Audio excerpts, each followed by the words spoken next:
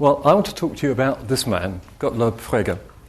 And I bet that most of you would never have heard of him before, at least those of you who don't know much about mathematics or philosophy, because in terms of reputation, he's a singularly obscure person.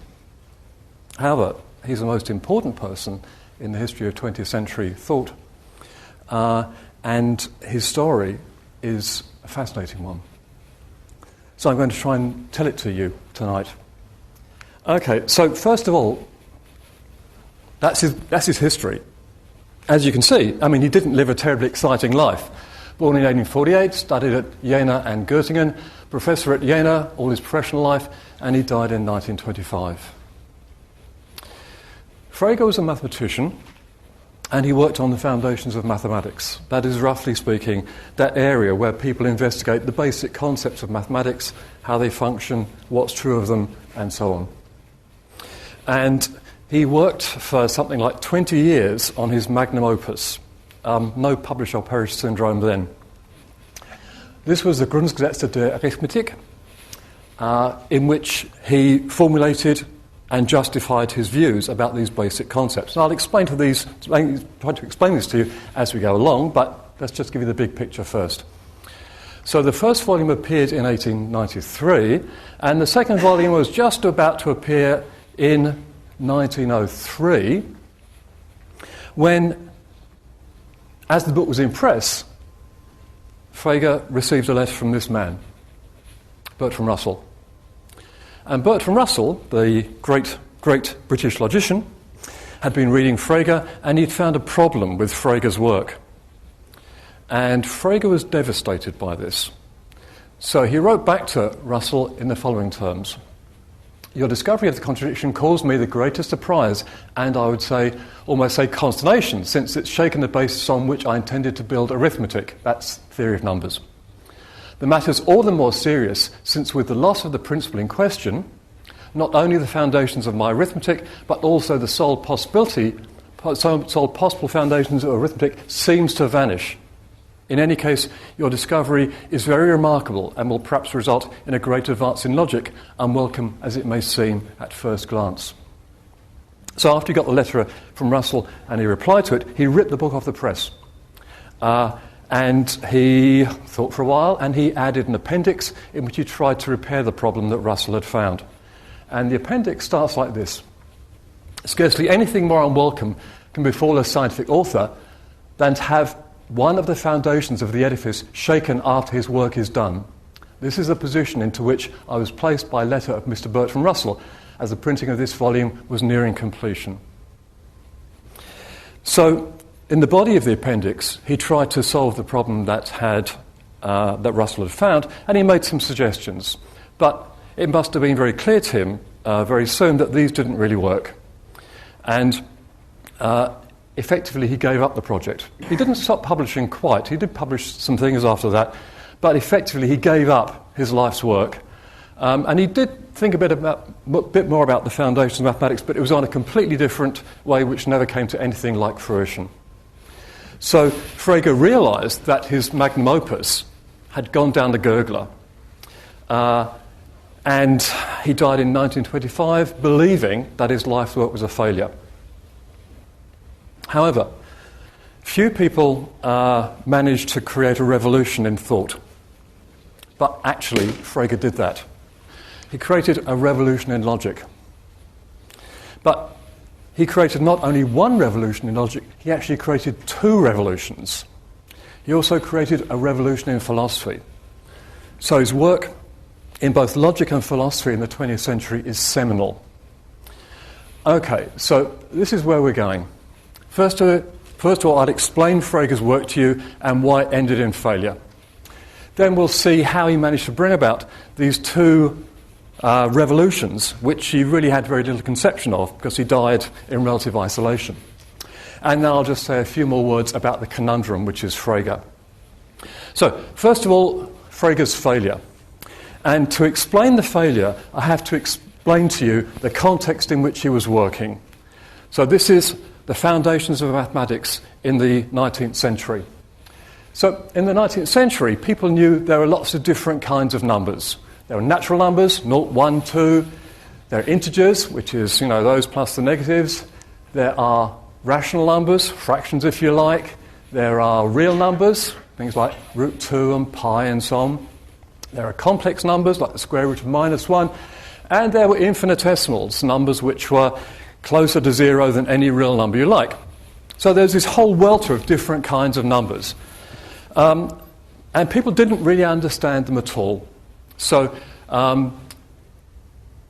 real numbers, or irrational numbers, had been discovered by the Greeks, but the Greeks didn't know how to handle them. And some 2,000 years later, the situation wasn't any better. People had no idea what a real number was, how to manipulate it properly. And these guys were even worse, because they appeared to have contradictory properties. So the foundations of mathematics in the 19th century was a real mess. But what mathematicians did, and most of them were German, it must be said, was introduce rigour into the foundations of mathematics for the first time and tried to give a rigorous account of these notions. So the first thing that happened was that this guy, Weierstrass, got rid of infinitesimals. So that was probably the biggest problem out the way, but that left all the others. But a whole series of German mathematicians tried to explain the other kinds of numbers. And roughly speaking, what they did was this. Complex numbers they analysed as pairs, a certain sort of set of real numbers. Real numbers they analysed as sets of rational numbers. Rational numbers they analysed as sets of pairs of integers, and yes, I mean that. Integers they analysed as pairs of natural numbers, and that left just natural numbers and sets thereof. So, you see, the whole thing had been reduced to numbers, natural numbers and sets.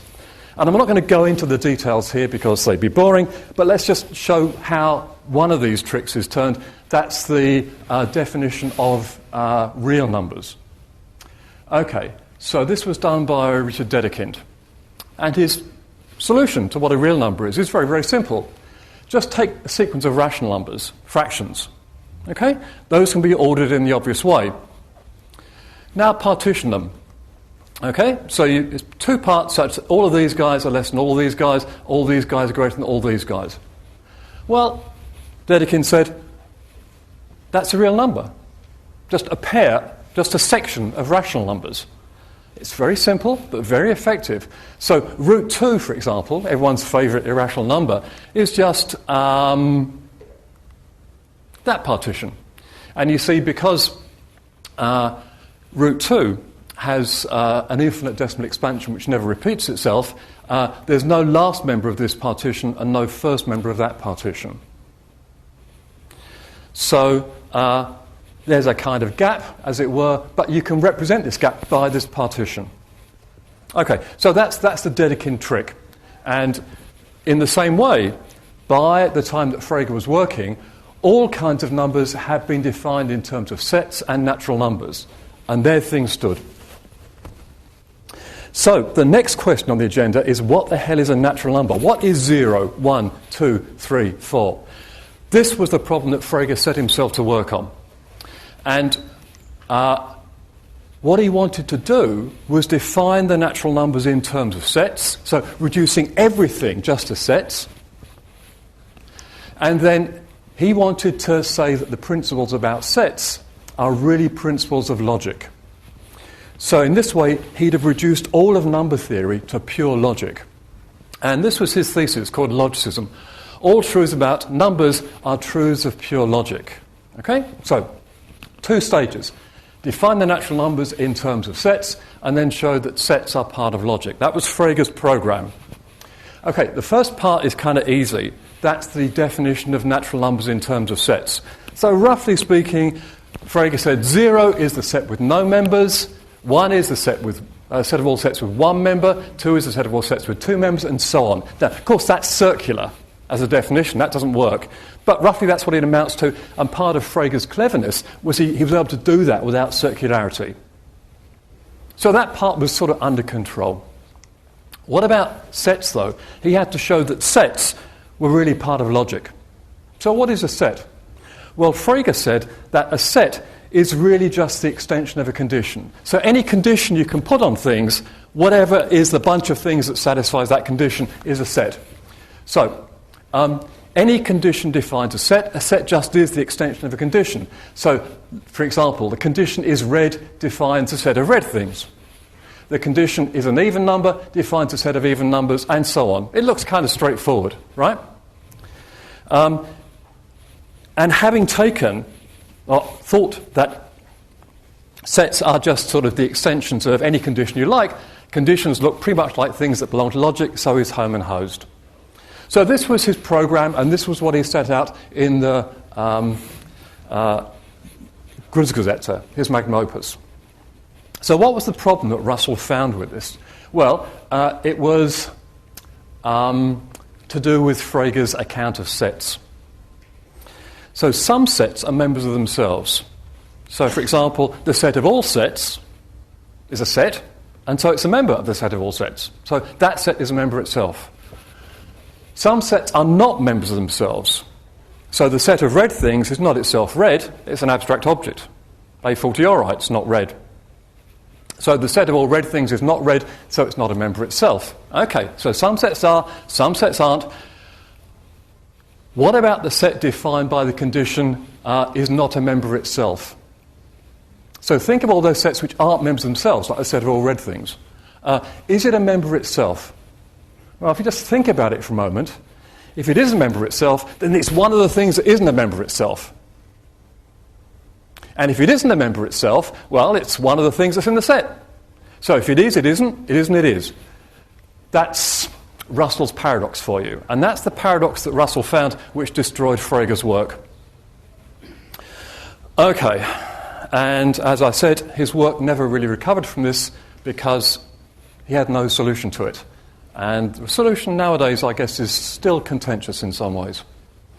So, it wasn't the only paradox that was turning up at this time.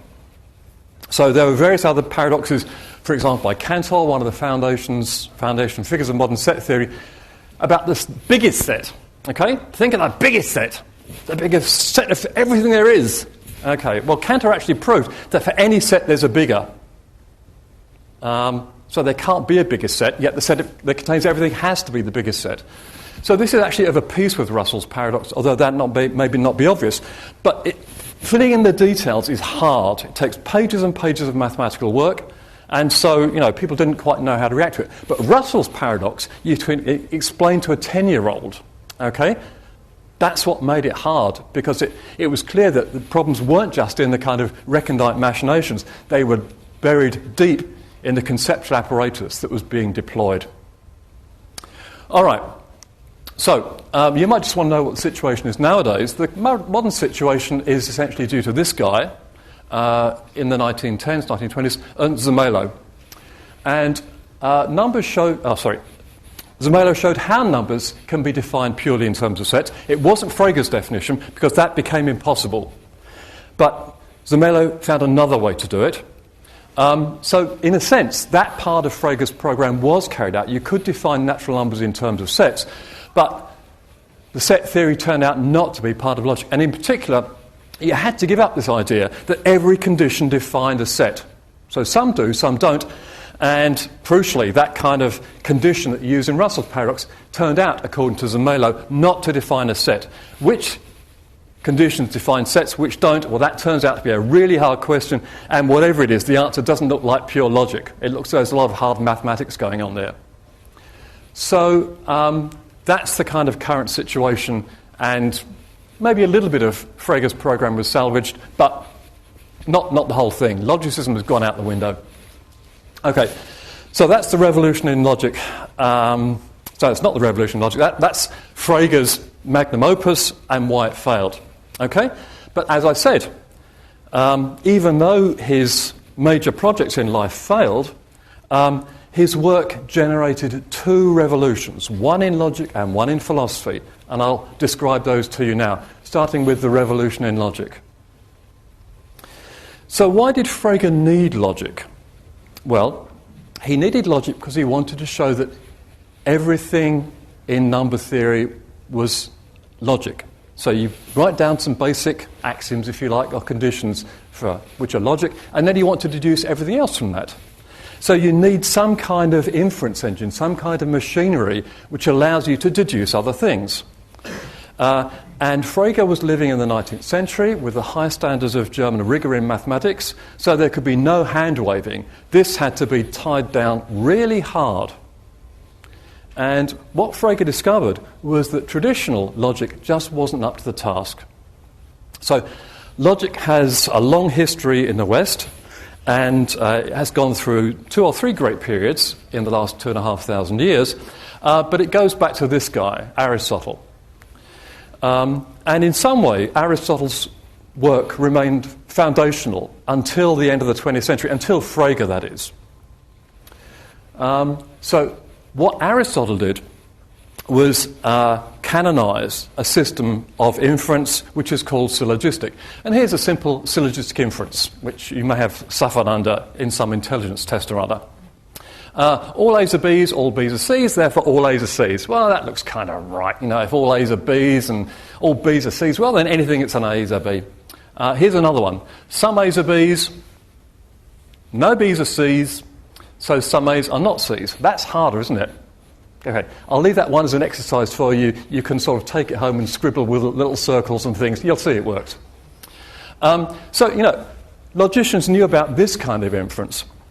The trouble is that the ones you really needed to carry out Frege's project and to do the kind of mathematical deductions that Frege was interested in just were much more complex than anything in Aristotle's syllogistic. So you need to do things like this.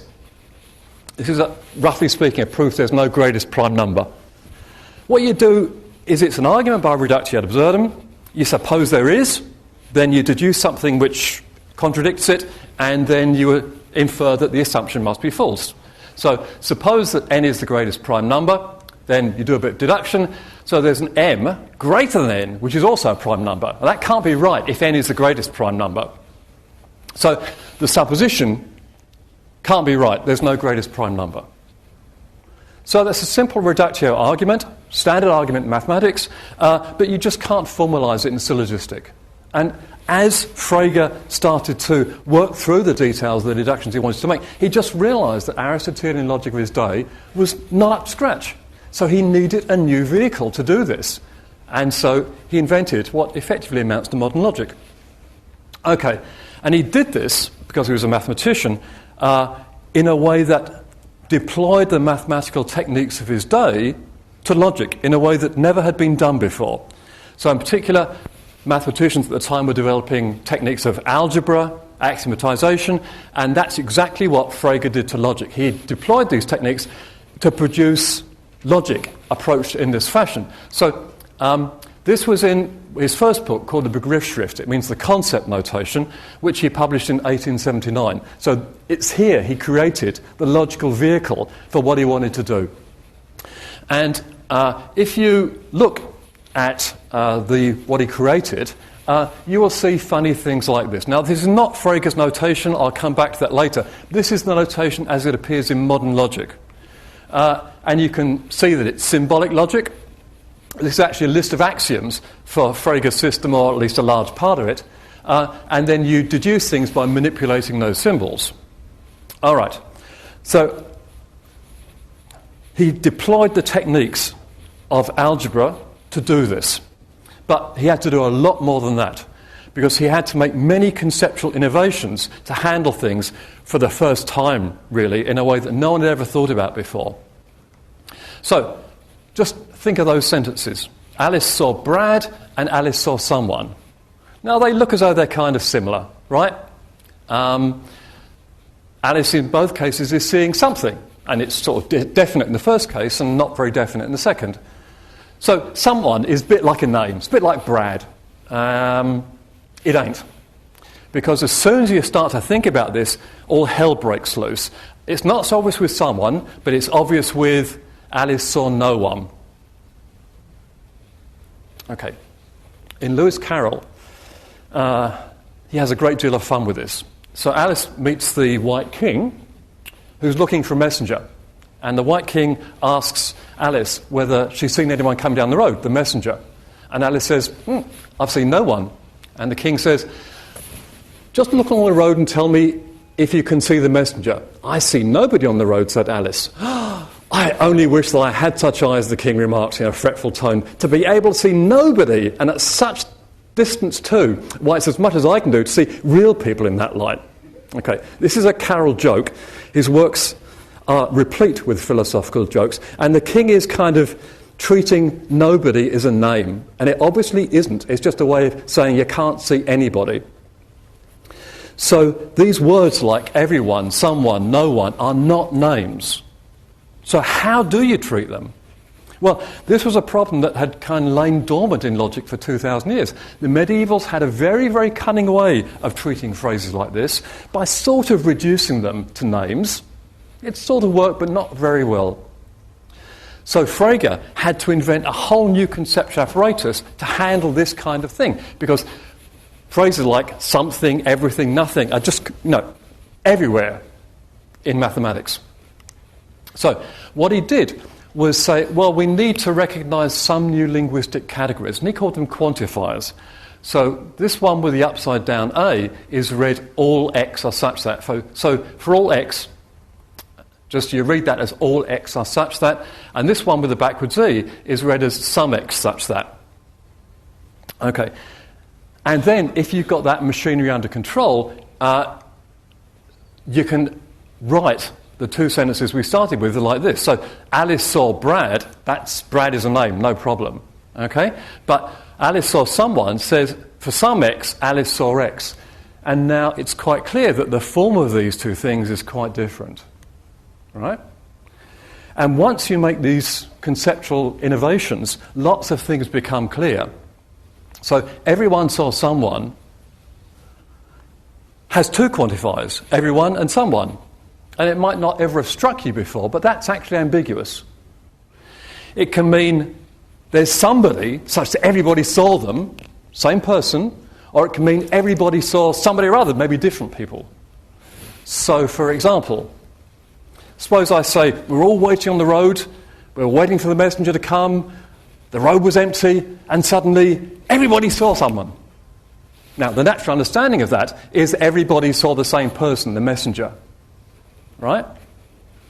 But if I say, we were very busy at the open day, everyone in the staff worked, no one shirked off, everybody saw some student or other.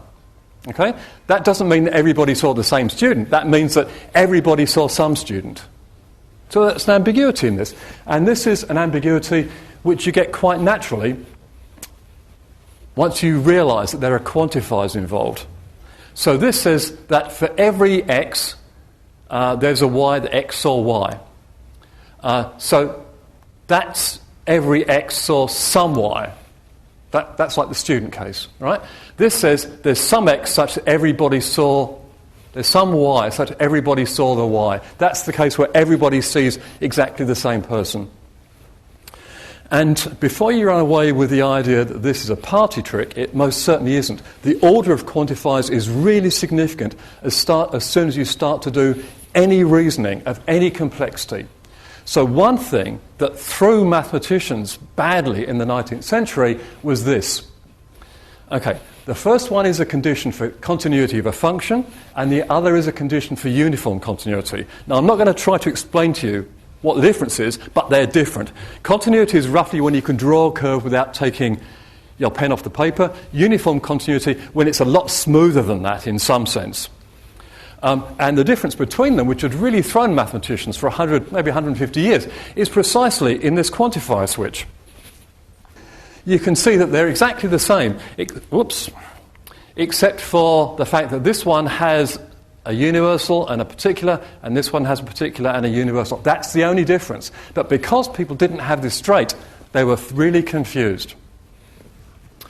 All right, so what did Frege's revolution in logic amount to? Well, it amounted in effect to the discovery of modern logic with its conceptual innovations such as quantifiers. Now, Frege's innovations caused a major upheaval in mathematics and logic and computer science in the 20th century. So this guy, David Hilbert, maybe one of the greatest mathematicians of the 20th century, took Frege's work. Well, not quite, I'll come back to that in a minute, but essentially Frege's work, made it more rigorous, developed the idea of a formal system, and proved a number of significantly important results in what is now called mathematical logic. Well, him and his school, and the people who were influenced by him, one of them was this guy, who's doing a dead ringer for Morticia, I think. That's Kurt Gödel, who proved one of the most profound, I think, theorems in 20th century mathematics, usually known as Gödel's incompleteness theorem, which I'm not going to try to explain to you, but if you ever heard anything about mathematical logic in the 20th century, you will know that his theorem was amazing. Okay.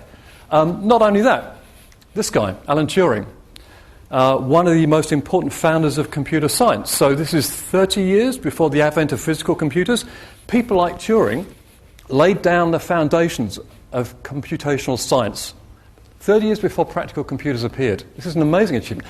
And this guy was spinning off the work of Frege and Hilbert. So logic is used in computers in many ways at many levels, but one thing computers do is manipulate symbol systems.